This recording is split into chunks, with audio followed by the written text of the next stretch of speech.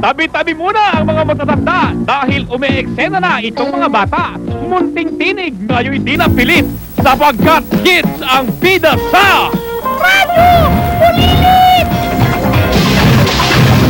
Yan at marami pang iba sa aming pagbabalik.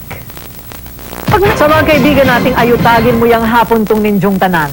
Kayo ho ba'y mahilig makinig ng drama sa radyo? Hindi ba talaga namang nakakadala ang mga tinig at sound effects na naririnig sa bawat eksena? Dati ho, mga matatanda lamang ang pumapapel sa mga dula sa radyo. At sila na rin yung nagboboses bata. Pero ngayon, hindi na ho patatalo ang mga totoong bata dahil sila na mismo ang umeeksena sa Radyo Bulilit. Kung dati-rati ay nangangailangan pa ng matatanda para magboses bata sa bawat drama o komedyang ating napapakinggan sa radyo, ngayon, meron na talagang mga bata na siyang nagbibigay buhay sa iba't ibang karakter sa mga istoryang isinasadula. Tulad na lamang ang grupong ito na umeeksena sa programang Barkadahan sa DZMM AM Radio. They are very intelligent kids, no? At they started with me.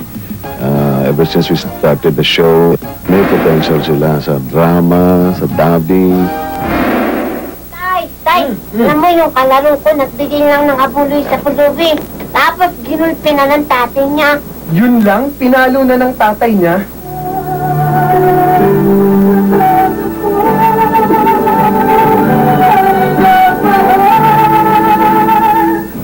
Talagang ganyan, dahil natinig ko po, wala akong dinadasal.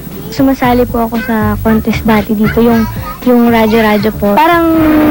Parang pag walang contestant ako yung sinasali.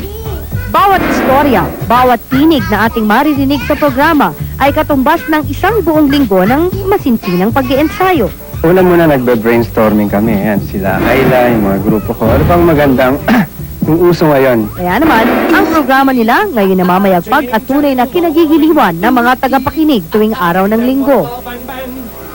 Nidolo ko si Neil Ocampo ng DZMM. Ginagaya ko po yung mahal si Mang Ton. Yung sabi niya, anak magdasal ka laro sabi ko kay Mama Mary, anak. Tapos mag-congress niya, alam naman huwag ka naman pagay-ang-gayaan diyan.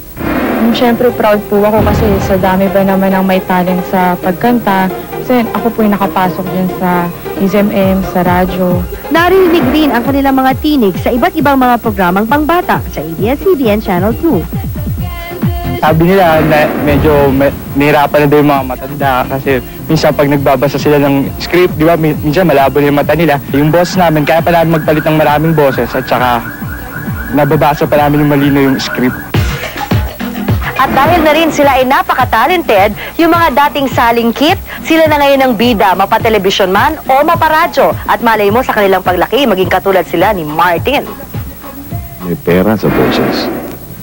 Ibig sabihin, kung may boses ka, kikita ka. Yan ang pinagpabuhay ko sa mga anak ko, pamilya ko, yung boses ko.